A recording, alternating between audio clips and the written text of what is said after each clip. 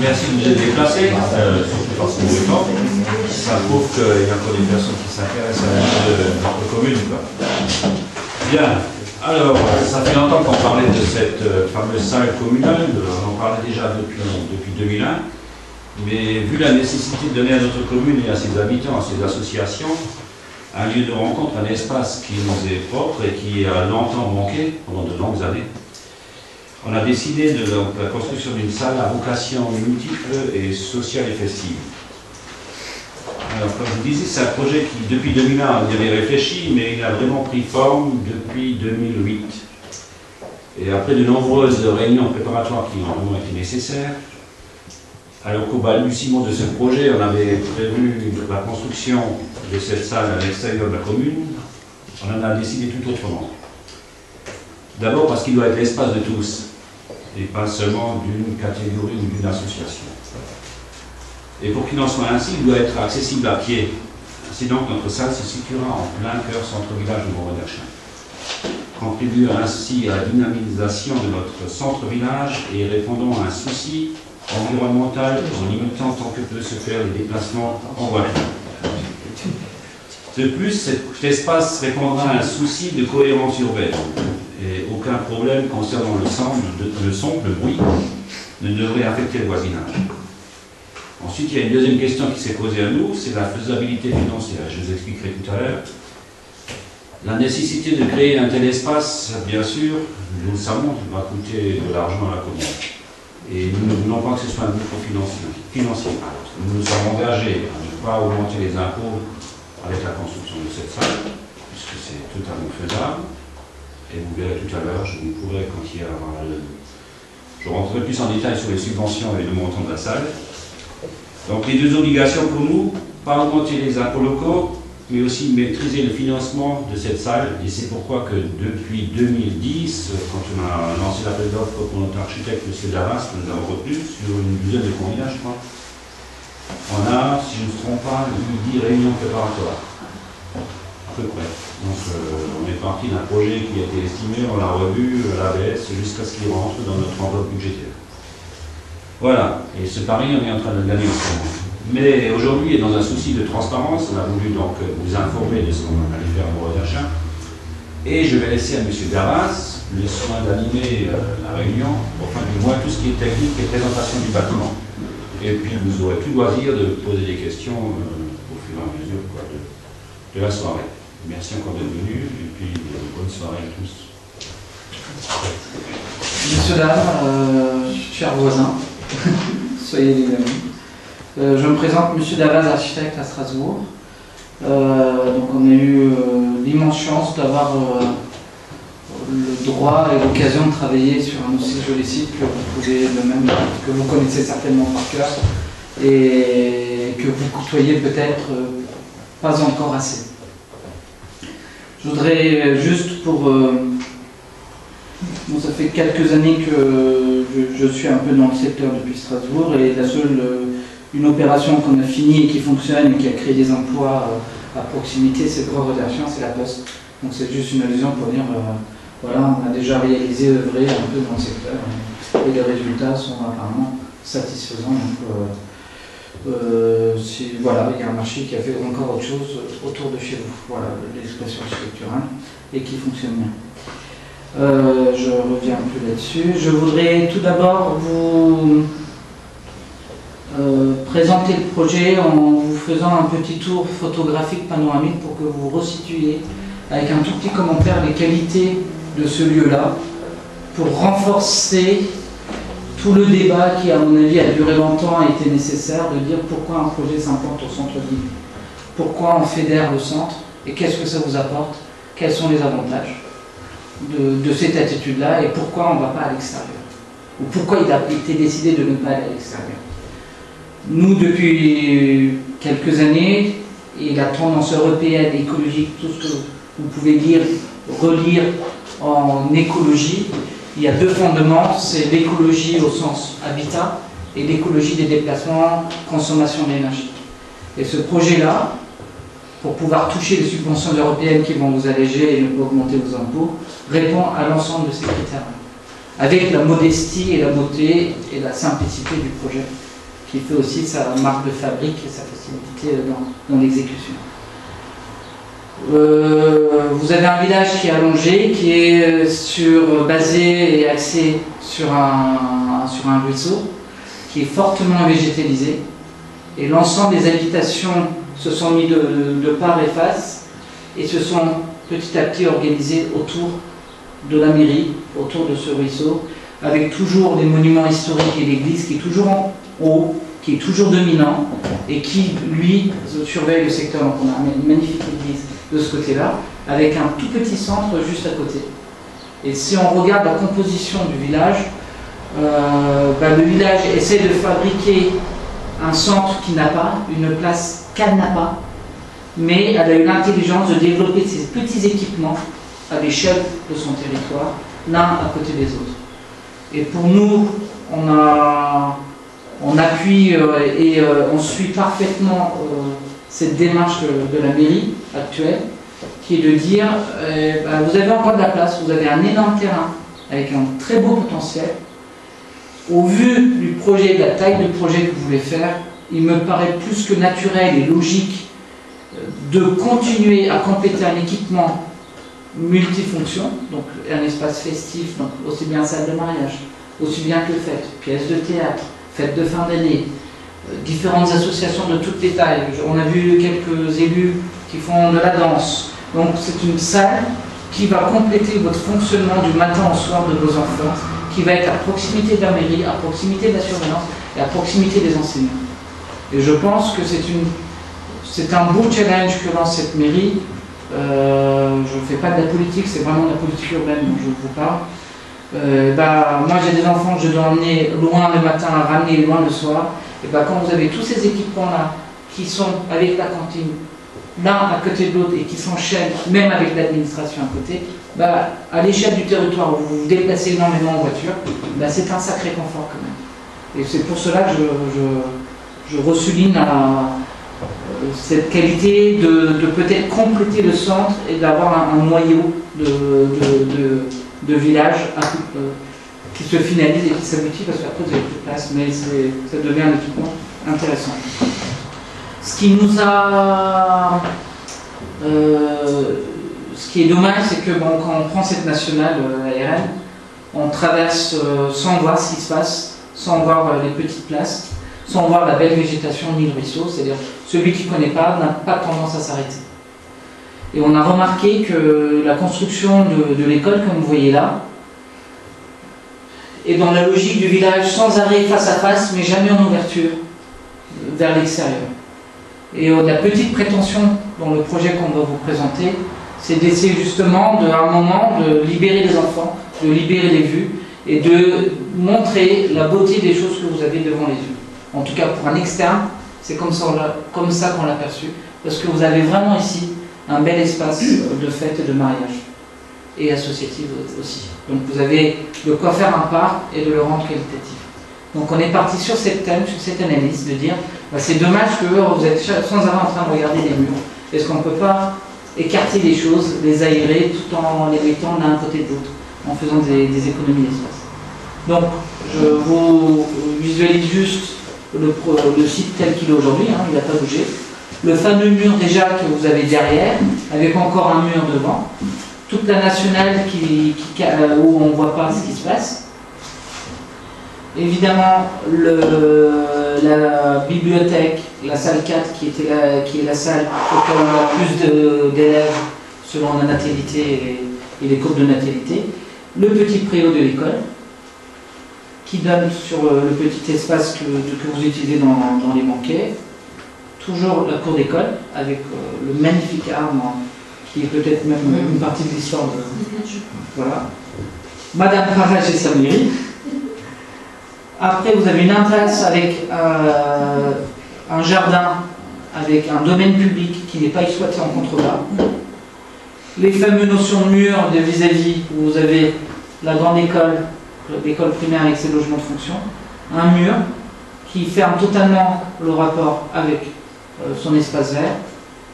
L'école qui s'est construite avec des murs de soutènement, j'avais fait des recherches sur les archives, avec un jardin qui se continue dans le prolongement et qui est aussi potager. Et après, on se retrouve avec vraiment un magnifique site qui est extrêmement végétal, avec un énorme écran et un ruisseau. Donc, pour nous les architectes, en tout cas, c'est une belle occasion de... C'est pas toujours où on peut nous offrir un beau terrain comme ça. Voilà. Après, les compliments sur le terrain. Voilà, donc je voulais juste vous représenter les vides et les pleins de l'espace potentiel que la mairie a décidé de valoriser. Et sur ce point, en regardant toutes les qualités, les vues, les côtés, on se dit mais on a quand même un bel espace à traiter. Voilà. Et donc avec évidemment quelques petits arbres qui sont des beaux arbres mais qui ne sont pas en soi des spécimens remarquables à garder ou à sauvegarder. Vous avez la petite extension donc au fur et à mesure, en fonction des besoins, il y a eu des toilettes, des éléments qui sont rajoutés. Et évidemment la petite butte qui rattrape la rue Jeanne d'Arc. Voilà. Et donc une vue, donc on a vu les vues de l'autre côté et les vues depuis à l'autre extrême sur cet espace-là. Voilà. Donc j'arrête pour la présentation périphérique. Donc aujourd'hui nous vous présentons le projet de permis de construire de la salle multifonction de Grové-d'Archamps. Nous avons proposé nous avons proposé un projet qui ne vient pas fermer l'école avec un bâtiment et sa cour.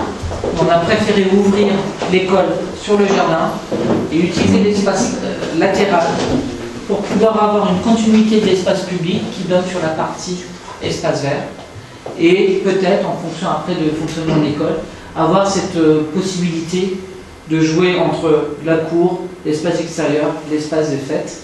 Et on a travaillé à plusieurs reprises sur comment on articule un programme de salle polyvalent avec la nécessité de faire fonctionner une cantine matin et soir avec le périscolaire, qui est une des vraies problématiques, et comment on articule ces trois éléments de programme. Donc, les programmes qui nous ont été donnés, je le répète, c'est une salle polyvalente de 250 mètres carrés, avec des réserves minimum de 40 mètres carrés, des toilettes qui vont avec, et une cantine avec une cuisine qui pourrait fonctionner en articulation matin, midi ou soir en fonction de l'occupation de la salle, des associations et autres activités mariage, mais qui permettrait tous les midis, quoi qu'il arrive, que les enfants se restaurent sur place, aillent aux toilettes à côté, que le préau fonctionne avec des espaces fermés et que l'articulation accueil de 7h du matin et de l'après-midi en périscolaire se fasse par des espaces d'échange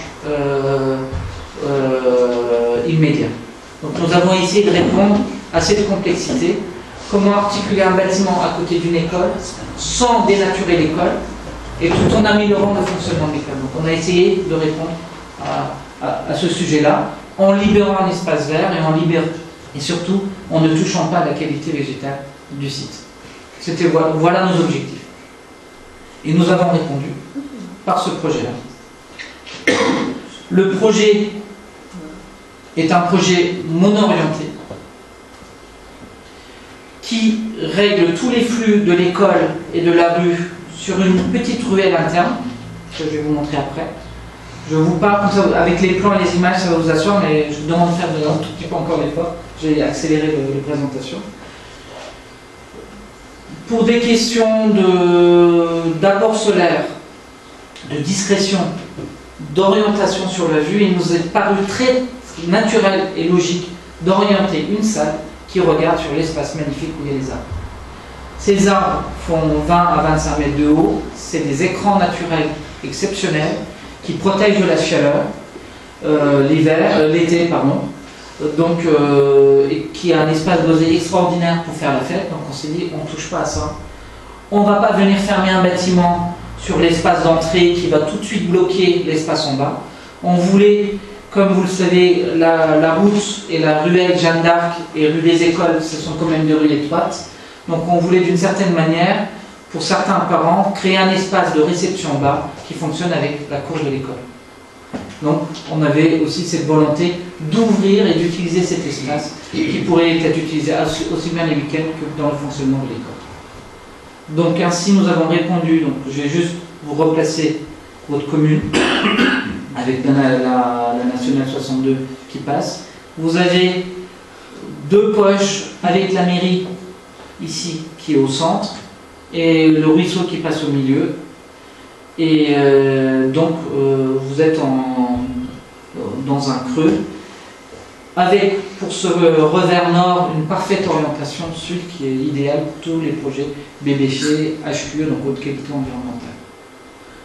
Donc nous avons, nous, préconisé de garder la cour et éventuellement ultérieurement encore plus l'ouvrir, donc même casser le mur plus tard.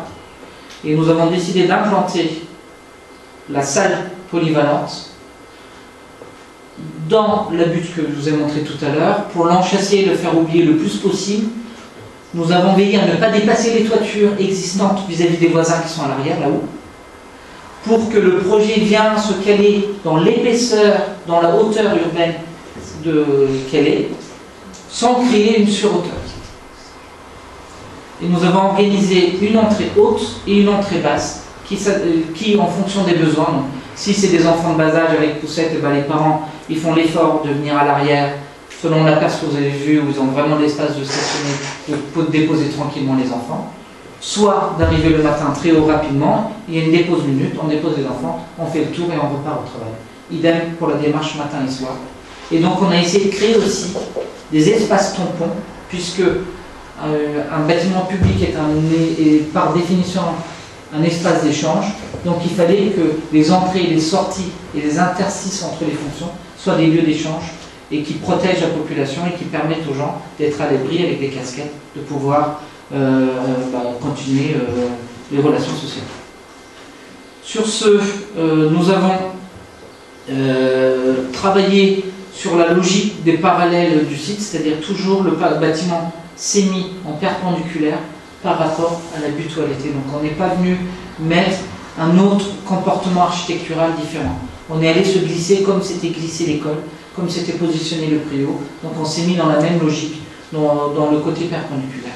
Donc nous avons, comme vous voyez ici, l'école.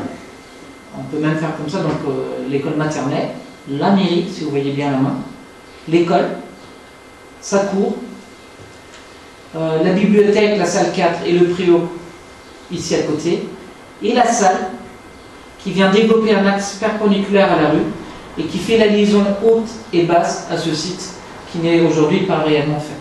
Voilà.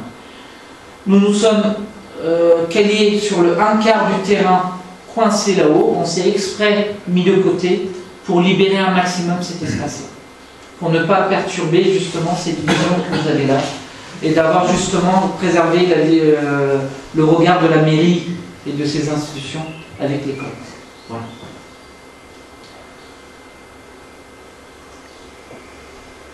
Le projet, donc, c'est un projet qui joue sur des glissements et des volumes très simples qui seront tous végétalisés pour des questions à la fois HQE de retenue des eaux pluviales, parce qu'on sait que les toitures végétalisées retiennent à peu près 40 à 60% de la pluie. Le reste est stocké dans des cuves pour les arrosages. Et aussi, la fonction de salle polyvalente, la terre étant une épaisseur, participe qualitativement à l'acoustique. Et ce qu'on appelle... il faut de la masse, donc elle donne de la masse pour que le bruit se contienne aussi à l'intérieur. Donc, on a essayé de lier aussi les questions de vision des voisins qui pourraient avoir de voir une toiture végétale aux questions acoustiques et techniques. Voilà. Donc aujourd'hui, le projet, pour aller un tout petit peu plus vite, s'articule sur ce qu'on a appelé, nous, le parvis de rez-de-chaussée d'arrivée, avec le parvis de la cour d'école. Et nous avons créé un espace de transition qui est là, qui permet de déposer les enfants, d'avoir une cour de distribution, qui permet soit d'aller dans l'école, soit d'aller dans la salle polyvalente, soit d'aller dans les 30 mètres carrés de salle de réunion, qui est la première Donc c'est à peu près, c'est un tout petit peu plus petit que là, mais c'est une salle de 30 mètres carrés qui est à disposition de toutes les associations qui n'auraient peut-être pas besoin d'utiliser d'emblée les 250 mètres carrés du projet. À partir de là, nous avons fait une intégration douce avec des petits espaces végétalisés pour traiter les différentes hauteurs et donc et cacher l'ensemble des réserves. Donc aujourd'hui, il y a la voiture, une première arrêt ici, soit un plus long arrêt à l'arrière, avec possibilité d'entrer dans la cour les jours des fêtes ou je sais que vous faites 2-3 fêtes en fin d'année ou au printemps avec les bières et tout ça, donc aussi une possibilité à l'ensemble des véhicules et pompiers d'aller rentrer dans cette cour avec un vrai portail. Voilà. En termes de projet, donc ça c'est le site aujourd'hui avec une coupe, c'est le terrain avec l'école, le préau et la cour intérieure avec le magnifique arbre. Je ne vais pas parler tout de suite des cours. Voilà. Nous avons, j'ai juste vous, donc une coupe, c'est comme on coupe un gâteau au milieu, on regarde la tranche du gâteau. Nous avons ici, cette coupe-là que vous voyez ici, elle résume toute l'intention qu'on a essayé de mettre sur le projet. Comment relier une place haute à une place basse, en protégeant l'ensemble des personnes et en créant avec des auvents un espace protégé qui règle toutes les questions de circulation et qui gère les flux du matin, du midi et du soir et du week-end. C'est ce qu'on a essayé de faire. Voilà. Donc vous voyez bien une entrée haute avec un portail vitré. On descend par un espace de double hauteur digne d'une mairie et d'une collectivité ou d'une commune, avec l'accès dans le préau de l'école et la casquette qui permet d'avoir l'espace d'attente du côté du jardin. Alors ça va se concrétiser plus avec les plans. Donc vous avez des salles avec une double hauteur avec un traitement acoustique. Nous avons travaillé avec une équipe d'acousticiens, c'est-à-dire on a pris tous les bureaux d'études nécessaires pour faire un projet avec une vraie enveloppe, avec toutes les normes d'émissions sonores.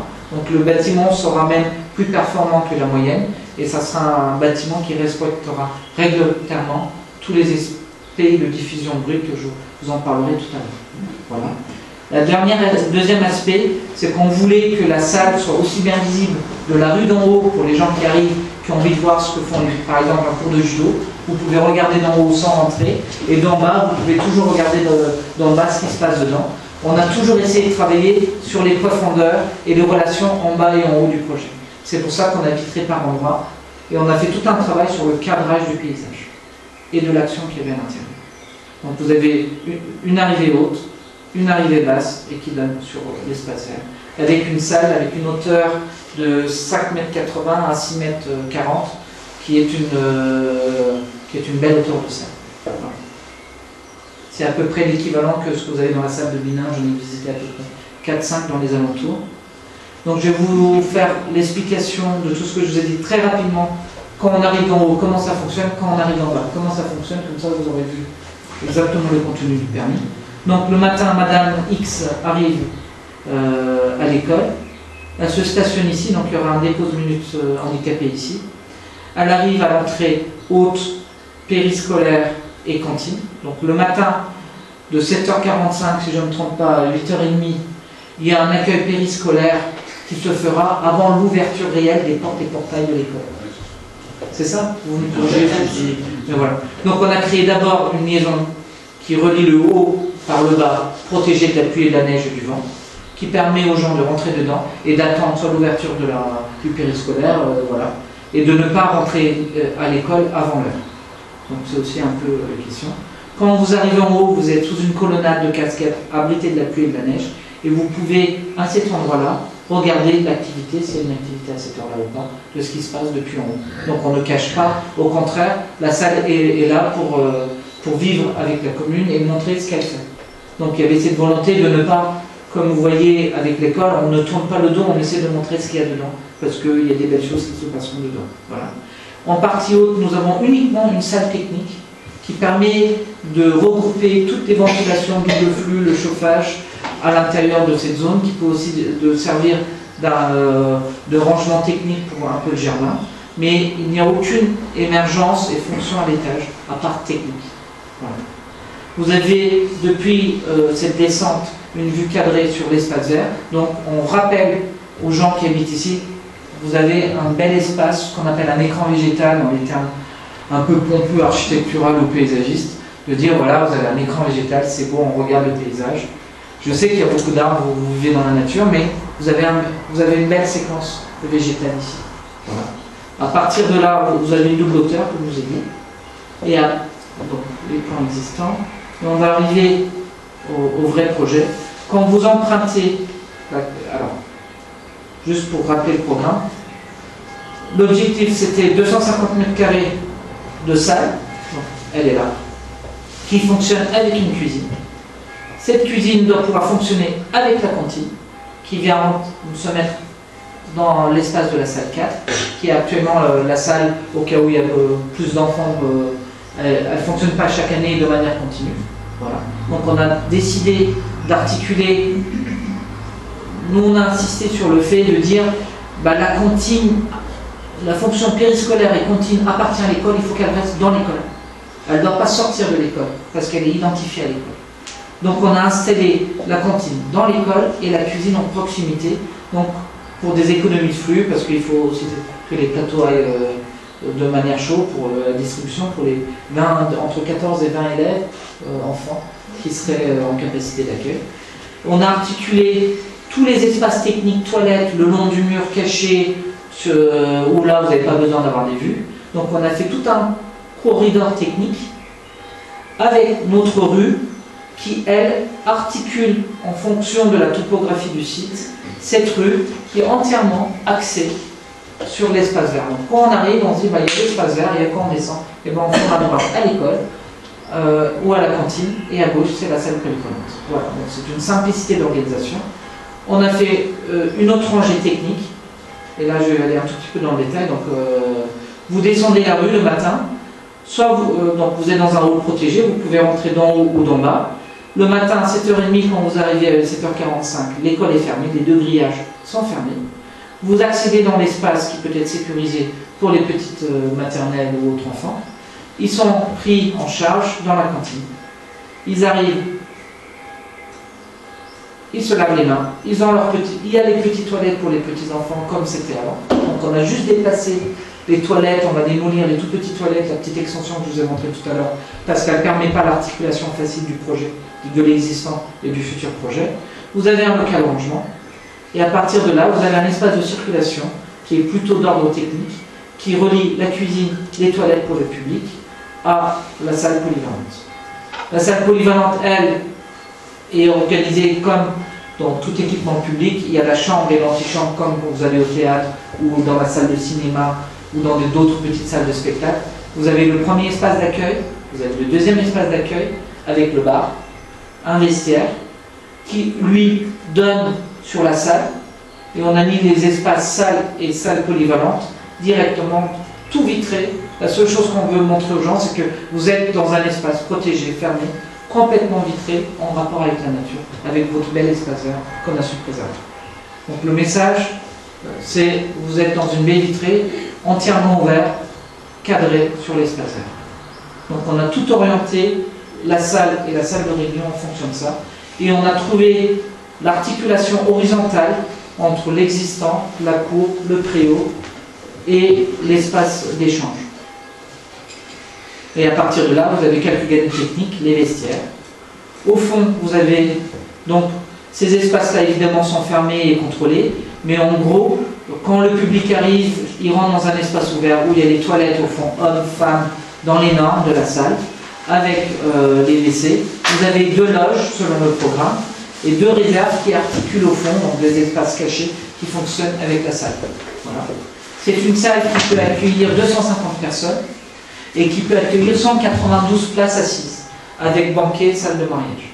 Donc c'est une salle qui est encore 8 mètres, à peu près 10 mètres plus long que la salle que vous voyez là, et qui a à peu près double épaisseur. Donc c'est une assez belle salle en termes de proportion. Si vous imaginez 2 fois cette salle avec encore une profondeur, qui elle entièrement est vitrée et regarde un site. Voilà, pour la petite explication. Et nous avons essayé de créer les casquettes pour protéger du soleil et donc faire de ce qu'il n'y a pas là, c'est-à-dire vous l'avez un tout petit peu là, mais on a essayé de créer autour de la salle, en partie haute et en partie basse, des espaces d'échange.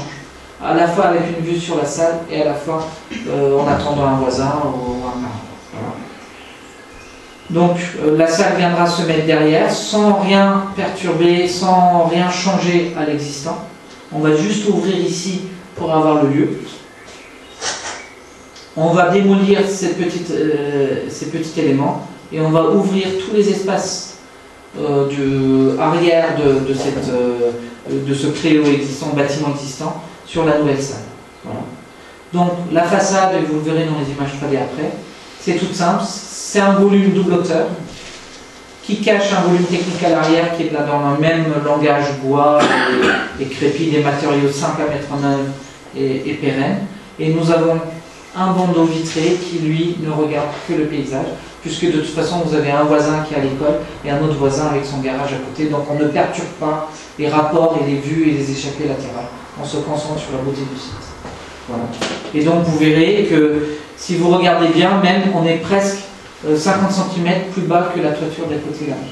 Donc on a essayé vraiment, par rapport aux soucis des voisins, comme on avait une belle hauteur de 3,14 m entre le haut de la rue et le bas de la rue, on a essayé de caser cette boîte de manière à essayer de se faire un petit peu oublier, ne pas occasionner une gêne. On n'a pas voulu avoir ce côté prétentieux de dire « ouais, on met notre salle, elle est là, et il faut que tout le monde nous voit ». Au contraire, on a essayé de se glisser.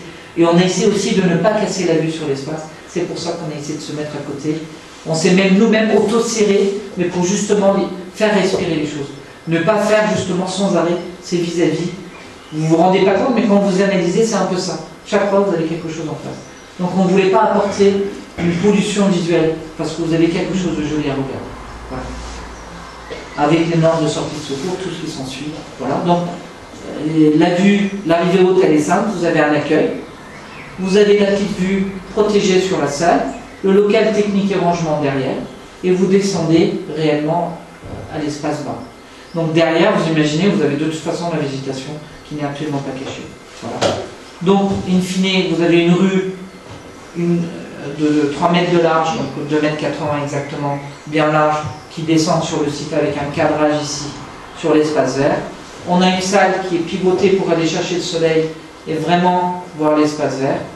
Vous avez un traitement minéral par gravier avec tassement très léger. On ne vient pas bitumer pour bitumer. Ce n'est pas l'objet, à mon avis, du site. On reste naturel. Et on crée une belle ouverture. Donc dans les jours de fête, vous avez aussi bien possibilité de faire des activités là qu'à l'intérieur. Voilà. Donc pour les projets. Avant, après. Vu de loin, on vient se glisser devant, tout en gardant cette perspective-là, la vue sur la mairie. Donc le site avant. Donc vous voyez bien, on vient utiliser à peu près un quart du projet. On s'implante sur un quart du global du terrain. Voilà. Donc sur cet espace-là. Et par rapport aux voisins, on ne constitue quasiment aucune gêne par rapport aux voisins. Je ne sais pas s'il y a des voisins du haut. Je pense qu'ils sont intéressés. Ils sont là? Non. Dommage. C'est pour dire que j'avais fait attention à eux. Mais bon. Voilà. Et donc, le permis de démolir avec le petit élément qu'on va justement enlever pour le reglisser et le recacher dans l'épaisseur du tapis.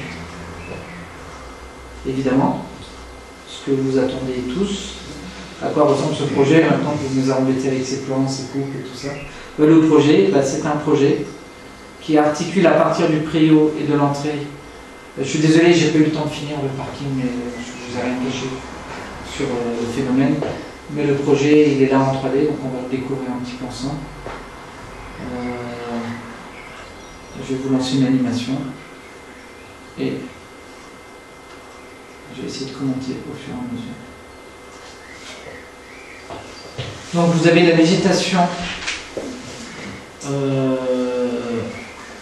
Vous avez l'entrée basse, l'entrée haute. Vous arrivez par... donc, les personnes arrivent. Vous avez la casquette. On voit ce qui se passe tout de suite dans la salle en profondeur et on revoit ce qui se passe dehors. On se met en position. On sait qu'on a le site avec les espaces verts. Je crois que je vais aller plus doucement. On reprend. Excusez-moi. Donc, nous, on a décidé de ne pas fermer cette cour et pas rendre les enfants claustrophobiques. À moyen terme, si on arrive, et ça sera des questions budgétaires, si on peut encore ouvrir après avec la rampe handicapée encore plus ce mur que vous avez là, on essaiera. Mais ça sera l'étape de l'appel d'offres en fonction des budgets et des options qu'on aura valorisées. Donc l'idée même à moyen terme, c'est de faire tomber ce mur pour faire une clôture qui s'ouvre encore plus sur l'espace vert et qui cache éventuellement, puisqu'on a 2 mètres de différence, qui cache aussi les quelques voitures qui pourraient rester. Donc on a créé une vraie petite place d'accueil qui gère l'entrée de l'école, l'entrée à la petite salle polyvalente qui est totalement indépendante de la salle et de l'école et de la cantine. Donc on a essayé que chaque programme aussi ne soit pas dépendant l'un de l'autre. C'est pour ça qu'on a décidé de mettre des toilettes collectives accessibles. Et je vous montrerai quelques exemples au Vorarlberg en Autriche qui sont très très poussés aujourd'hui en Autriche. De plus en plus, les communes de votre taille et plus grandes, même encore plus grandes, essayent de faire des équipements qui sont concentrés, où vous avez le gymnase, l'école, la commune, la mairie, dans un même hall d'accueil. Vous rentrez dans un hall d'accueil et vous distribuez les éléments. Parce que ça fait des gains d'énergie, des gains d'espace, et ça permet, il y a eu depuis 15 ans, l'époque de ça avec l'écologie, mais c'est comment limiter les déplacements, comment rendre efficaces les choses, comment fédérer les choses. Et bien, si vous voulez concentrer, parfois fédérer les choses, par un moment, c'est comme un point d'entrée Internet, il faut leur dire, c'est là que le maximum de choses se font. Après, il y a évidemment d'autres choses à voir. Mais l'ensemble du service est apporté par des pôles. Et donc, je ne dirais pas avec cette prétention qu'il y a un pôle, mais il y a une succession de services rendus à la population qui s'enchaînent dans un certain périmètre dans cette commune. Ce qui rend ce projet intéressant, à mon point de vue. Donc, vous avez les 2 entrées, on vous protège de la pluie et de l'eau, vous avez compris le fonctionnement des salles. Voilà. Donc ça, c'est ce qui se passe quand les parents, où il fait beau, vous avez le temps, vous avez envie de vous poser, parler avec des gens plus longtemps. Donc vous avez une vraie place d'accueil et vous pouvez même profiter du jardin. Voilà. En attendant peut-être que les cours de dessin, piano, violon, danse et autres choses se terminent dans la salle polyvalente. Vous n'êtes pas obligé de rentrer à l'intérieur. Ça, c'est la séquence basse d'arrivée. Nous allons, pour juste des questions d'handicapés, parce qu'en 2015, vous savez qu'il y a la loi des protections des personnes à mobilité réduite, donc en langage c'est PMR, c'est qu'à partir de 2015, l'ensemble des communes doivent respecter l'accessibilité handicapée partout. Donc à cette occasion-là, de toute façon, les pompiers et tout autre organisme vont demander à la commune de dire il n'y a pas de ségrégation à avoir, il faut que les handicapés, les personnes à mobilité réduite, les malvoyants, les malentendants, puissent circuler dans les espaces publics sans difficulté. Donc on va de toute façon devoir soit travailler sur le préau, soit travailler par des rampes pour rendre accessible tout ça. Voilà. Donc aujourd'hui nous répondons à l'accessibilité handicapée par la possibilité de venir stationner jusqu'au bord des équipements publics et accéder par des terrasses de niveau et aux normes aux équipements offerts. Donc on se retourne, on arrive. Donc,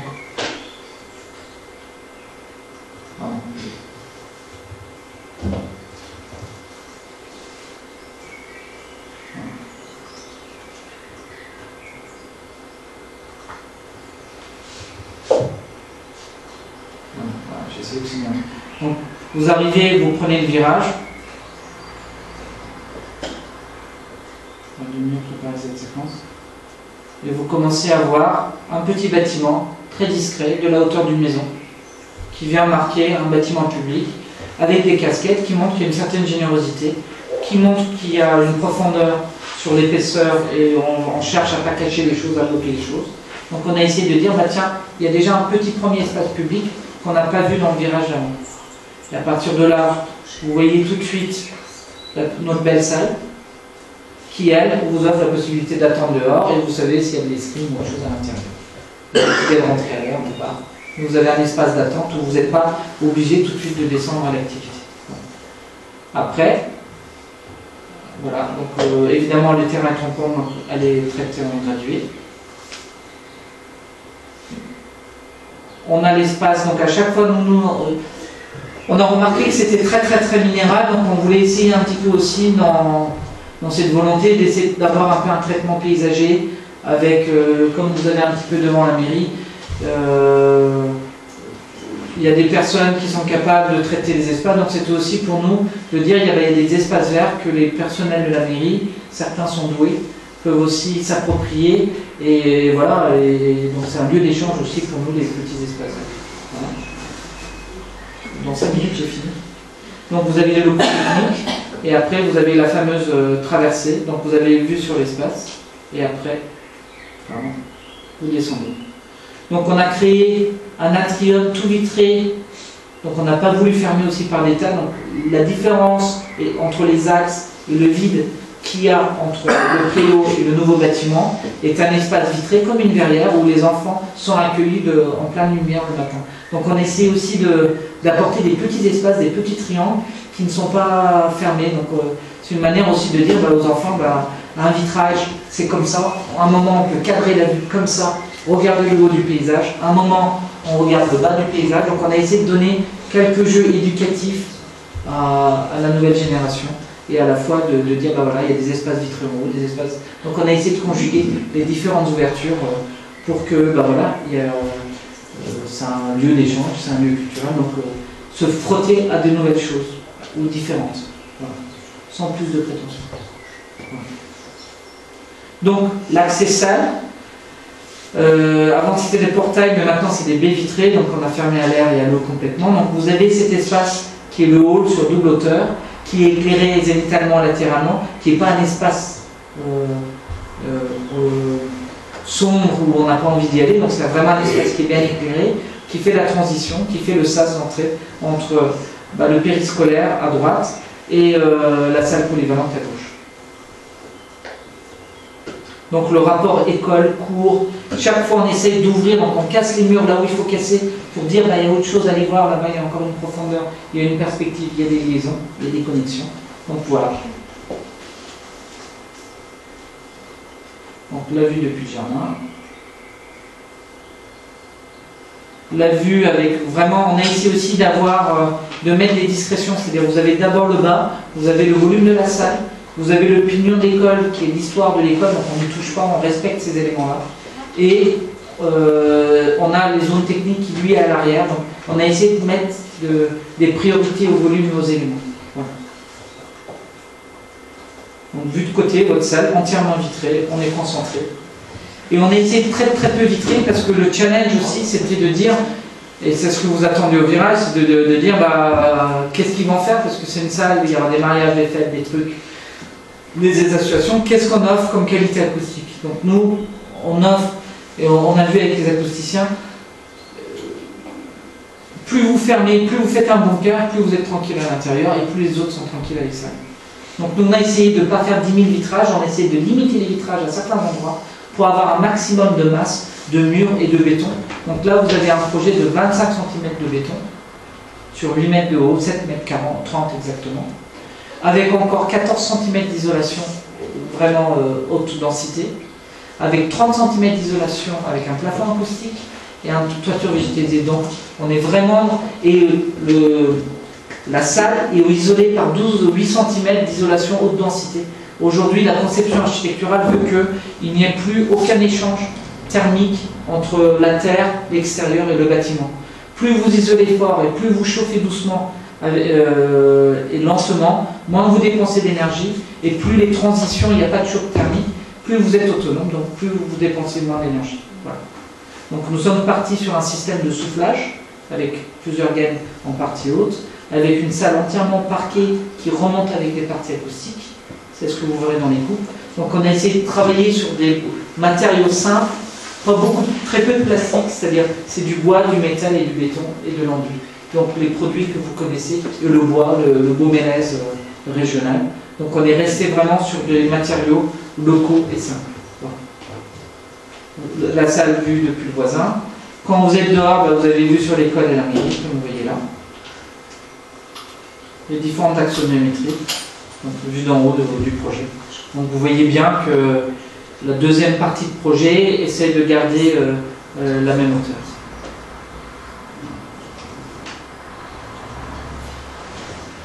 Voilà la vue un peu hélicoptère.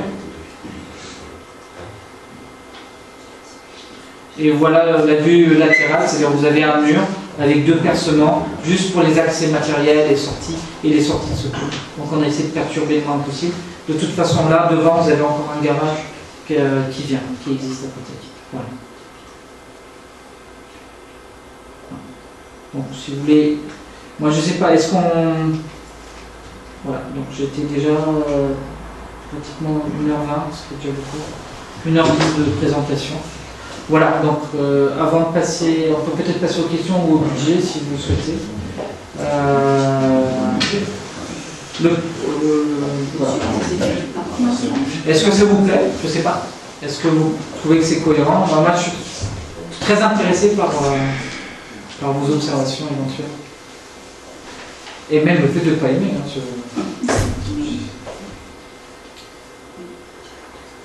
Est-ce que ça vous paraît pertinent, cohérent, bien articulé? Est-ce que vous pensez que ça marche? Je suis d'accord avec vous. Seulement, vous n'avez jamais parlé du parking. Parce que les gens ne viennent pas à pied. Il y en a beaucoup qui viennent en voiture. Le parking, hein. Voilà. Le programme demande 29 places. 16 pour... Alors, il y a... Moi, je vais répondre. Oui. Quand on regarde les autres salles à côté dans les villages avoisinants, c'est vrai que quand on regarde Guinard, il y a une capacité d'accueil de parking d'environ 50 places. Bien plus. Pour une salle de 600 mètres carrés. Regardez en Chambert, qui est une salle polyvalente, je ne sais pas, vous connaissez la salle d'en Chambert, le parking, il est où? Il est à côté, contre le terrain de foot. Le foot, hein, c'est bien ça, et la salle polyvalente. Pourtant, c'est une grande salle. Amusez-vous à compter le nombre de places de parking qu'il y a. Même pas 30. Même pas 30. C'est vrai, les autres personnes stationnent devant le terrain de foot. Je les ai comptés. Même pas 30 places. Ici, on aura 30 places de parking. 16 à l'extérieur de la cour, 16 à côté, en bas, comme nous l'a montré M. Darras, et une quinzaine de places à l'intérieur de la cour de l'école. Voilà. De plus, il y a des parkings qui existent encore aujourd'hui. Et il y a un autre parking qui va se faire dans la rue de la Fontaine. Les arbres, bon, on va enlever un peu de verdure, mais on a vu les plaintes des voisins, donc on va en profiter pour rendre service aux voisins. Donc on laisse le grand sapin qui est à descendre de la rue de la Fontaine. On va transformer ça en parking, alors pas du béton, pas du macadam bien sûr. Ça fera donc digitalisé, donc ça fera un double parking. Un pour la salle, il y a 100 mètres à faire à pied, et l'autre pour l'église. Voilà, là-bas il y a une capacité d'accueil d'environ d'une douzaine de véhicules. C'est en descendant la rue de la Fontaine. Réglementairement aujourd'hui on doit 29 places, 26 pour la salle, puisque c'est une place par 10 mètres carrés de salle et une place par 10 mètres carrés de salle de réunion. Donc aujourd'hui on doit un minimum pour que selon les normes et le poste et pour le permis, 29 places. Aujourd'hui en utilisant la cour, vous pouvez pousser jusqu'à 33 places. En étant dans les normes, hein, avec les circulations de 1,40 m pour les handicapés, les enfants et les grands et les adultes. Donc nous, c'était un long débat qu'on a eu en interne, mais qui est même amorcé depuis 2008, voire même avant. Aujourd'hui, vous regardez en Allemagne, à Strasbourg, mais partout, même vous allez à Guenot ou ailleurs ou à Beach, de plus en plus, on vous demande même d'aller stationner dans les prairies plus loin quand il y a un grand événement. Il y a un service de sécurité qui est là, et on canalise les choses. De moins en moins, on vous demande d'aller en voiture jusqu'au pied de l'élément. Moi, je trouve que c'est une... combien de fois dans l'année vous allez remplir 50, 60, 100 voitures? Non. De toute façon, c'est-à-dire, il ne faut pas oublier que cette salle, c'est 250 mètres carrés. Ne croyez pas que vous avez une salle de 1000 mètres carrés ou de 800 mètres carrés. Ce n'est pas une salle de basket. Elle a la taille de la salle de basket. Il faut encore 2-3 mètres de part et d'autre. Donc, moi, je vous invite, dans la bonne réflexion que vous avez, ne pas oublier à quoi elle sert cette salle. À part les fêtes de mariage qui se font généralement le soir et le samedi midi, où il n'y a peut-être pas école, samedi après-midi, nous, on a longuement réfléchi, on s'est dit, mais pourquoi on n'utilise pas la cour qui ne sert à rien quand elle est fermée? Pourquoi on ne l'utiliserait pas? Qu'est-ce qui empêche? ce qui permet encore de garder quelques places de parking. Et si les gens autour du village, eh ben, s'ils peuvent bien vouloir marcher 200 mètres, 300 mètres, pourquoi ils viendraient en voiture? Donc, combien de voitures on offre aux gens visiteurs extérieurs? Voilà.